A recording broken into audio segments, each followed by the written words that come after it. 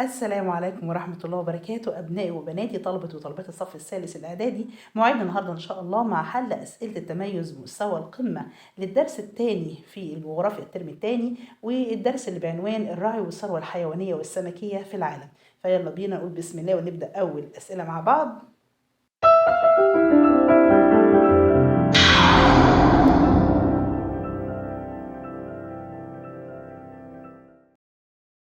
طبعا نبدأ مع بعض أسئلة القمة والموجودة عندنا في صفحة 41 في كتاب الأضواء.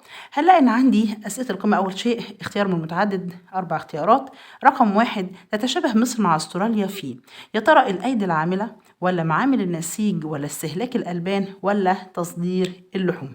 طبعا يعني لا، طبعا تصدير اللحوم لا، أو استهلاك الألبان لا، مفيش يعني أي كلام اتقال بالشأن ده. الأيدي العاملة ومعامل النسيج إيه؟ معامل النسيج ثواني كده لينا واقفة.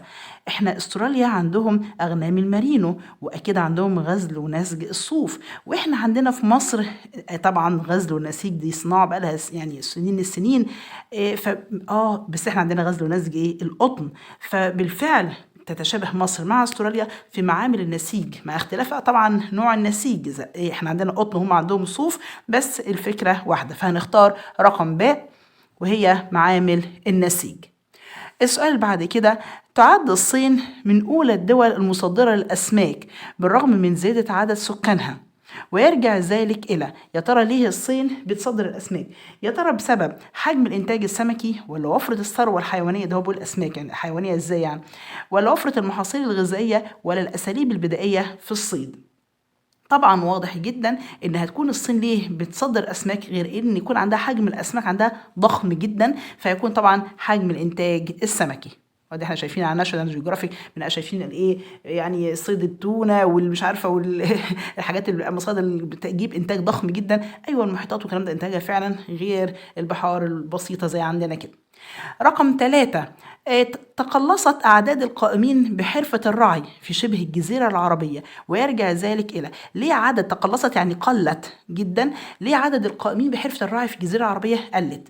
يا ترى النهضة العلمية ولا النشاط الزراعي ولا النهضة الصناعية ولا النشاط التعديني؟ طبعا النهضة العلمية لا، مفيش يعني ما حسيناش ان في نهضة فظيعة علمية حصلت عندهم، ولا النشاط الزراعي اساسا هي منطقة صحراوية.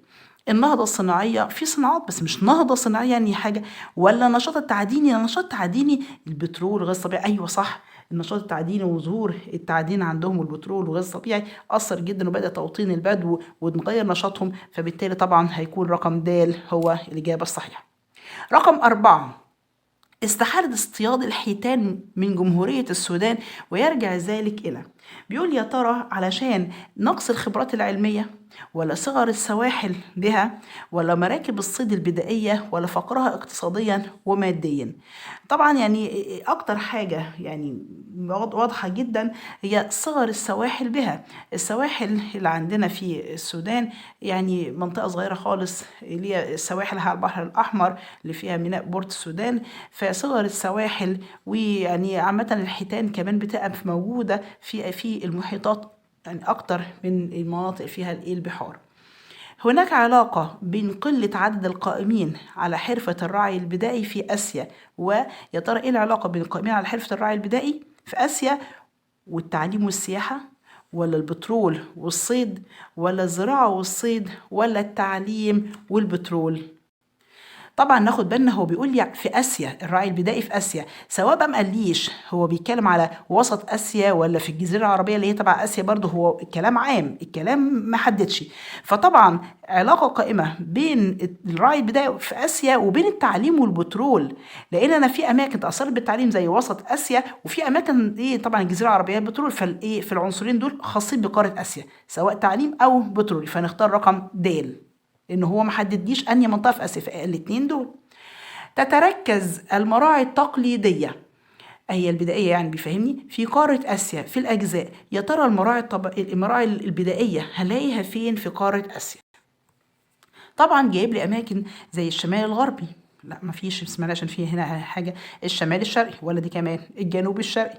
في الجنوب الغربي، ايوه الجنوب الغربي ده اللي هي منطقه الجزيره العربيه جنوب غرب اسيا، وبالتالي فهيكون اختيارنا لهذه المنطقه. ونبص مع بعض كده فهنجد ان طبعا الجزيرة العربية هنا هي في جنوب غرب قارة اسيا، فده الجزء اللي موجود في الراعي البدائي، وهي الجزيرة العربية اللي في جنوب، هي طبعا انها تبع اسيا، فالجزيرة العربية في جنوب غرب قارة اسيا.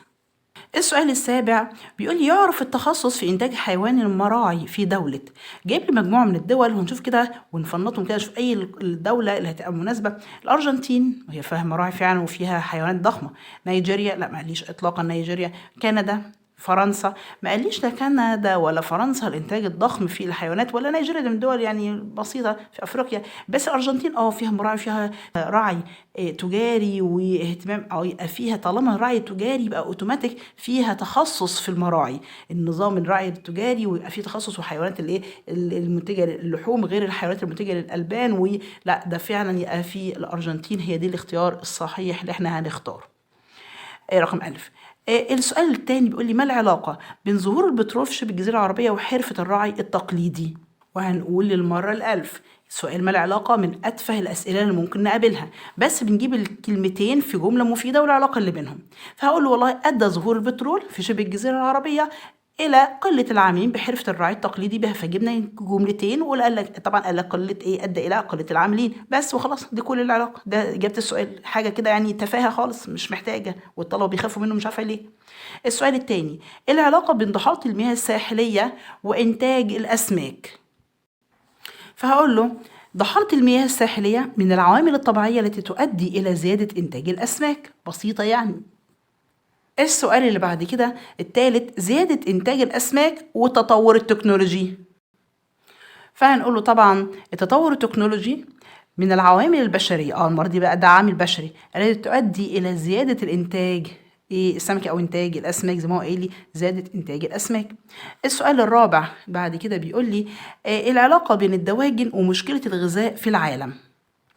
فهنقول له تعمل الدواجن من خلال منتجاتها اللي هي طبعا اللحوم البيضاء والبيض في حل مشكلة الغذاء في العالم، وذلك من خلال سد حاجة السكان من الغذاء، لأنها طبعا الاعتماد على هذه المنتجات اللحوم البيضاء والبيض هتحل مشكلة الغذاء، فهي دي المشاركة بتاعتها في حل مشكلة الغذاء في العالم.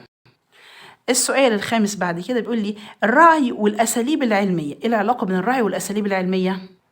فهنقول له يستخدم الراعي التجاري الأساليب العلمية الحديثة في تربية الحيوانات، هو بس كده دي الإجابة. السؤال السادس المناخ السائد في أغلب الدول العربية والنشاط الرعوي بها، هل في علاقة بين الاتنين؟ هنقول والله المناخ السائد في الدول العربية هو المناخ الصحراوي، لذلك أثر على نوع النشاط الرعوي المعمول به وهو الراعي التقليدي. اللي خلى عندنا الراعي التقليدي إن إحنا مناخنا أساسا مناخ صحراوي مفيش فيه حشائش أقدر ألاقي فيه مراعي طبيعية وتربية حيوانات وتخصص والكلام ده كله، لا ده للأسف مناخنا صحراوي فنباتات قليلة جدا والمراعي عندنا ضعيفة وفقيرة جدا. السؤال الثالث بيقول لي حدد أوجه الشبه والاختلاف بين إيه الاختلاف والشبه بين الراعي البدائي والراعي التجاري. طبعا مفضل ان يكون في حاجه زي تنظيميه كده زي جدول او كده، بحيث ان الطالب يعني يوضح للي بيصحح له الكلام بيكون واضح والاجابه واضحه وما ينقص اي درجات على مجهوده يعني. فده شيء يعني تنظيمي افضل من ان الكلام يكون يعني متشابه كده في بعضه، مبقاش المصحح عارف هو فين بيودي على مين والكلام ده كله. فوالله هنقول الاتنين سواء راعي تجاري أو بدائي كلاهما ينتشر في قارات العالم، الاتنين منتشرين في قارات العالم كلها، كلاهما غذاء للإنسان، الاتنين سواء هنا ولا نوع ده ولا ده هو في الآخر بينتج الحيوانات الإنسان بيتغذى عليها، كلاهما حرف بشرية سواء راعي بدائي راعي تجاري هي دي حرفة بشرية في الأساس. طيب اختلاف، أما بقى لو قلنا الاختلاف فنلاقي إن الراعي البدائي يمارسه سكان المناطق الصحراوية، بينما الراعي التجاري راعي يمارس في مناطق الحشائش القصيرة ونطاقات الاستبس سافانا، فطبعا ده الاختلاف بين الاتنين. السؤال الرابع اقترح سبلا لتنمية الثروة الحيوانية في مصر، نعمل ايه عشان ننمي الثروة الحيوانية عندنا في بلدنا؟ طبعا هو سؤال رائع جدا، ممكن نقول فيه إجابات كتير. ممكن نقول اهتمام بالطب البيطري، يعني في اهتمام أكتر بالطب البيطري في مصر، الاهتمام بتوفير الأعلاف الجيدة للحيوانات طبعا المغذية ليهم واللي بتأثر جدا على إنتاجهم الوفير، توعية الفلاحين بالطرق الحديثة في تربية الحيوانات. كل ما وعي الفلاح هيكون طبعا فيه اهتمام بان انا اربي وابقى فاهم ان التربيه مش مجرد بس ايه ان الحيوان قدامي او كده، لا، تسمينه والنظام الجديد واساليب حديثه. تربيه سلالات ممتازه من الحيوانات. طالما كده كده هنربي بقى نجيب سلالات بتجيب انتاج ضخم من اللحوم، انتاج ضخم من الالبان، يعني مش مجرد بس حيوان ويديني انتاج هزيل، لا، التربيه سلالات نظيفه بقى كويسه. اهتمام بالرعي التجاري خاصة في الأجزاء الشمالية من مصر حيث مناخ البحر المتوسط. أنا عندي في شمال مصر في مناخ البحر المتوسط في مراعي في شمال مصر، وبالتالي ممكن نمارس فيها الرعي التجاري، ممكن، وبالتالي فده برضو اقتراح ممكن نقوله. السؤال الخامس: حدد الأثر الناتج عن وفرة الحشائش بدولتي الصين واستراليا. طبعا وفرة حشائش في دولتي الصين واستراليا هيكون لي طبعا أثر في سهولة ممارسة الرعي التجاري فيهم الاثنين، في استراليا والصين، وبالتالي أثر على الإنتاج الحيواني بهما، فالإنتاج الحيواني هيكون ضخم جدا بسبب وفرة هذه الحشائش. جايب السؤال السادس بيقول لي: يمثل الشكل مقابل نسب الإنتاج السمكي من المسطحات المائية. ادرس الشكل جيدا ثم أجب. بيقول لي رقم 1 نسبة إنتاج السمكي من إيه، والرقم 2 الإنتاج من إيه، و3 من إيه. ده طبعا سهل حسب الرسمة اللي عندنا أساسا في الكتاب. فطبعا نص الإنتاج رقم 1 ده نص الإنتاج، وإحنا عارفين إن نص الإنتاج من المياه المالحة، فنقول له المياه.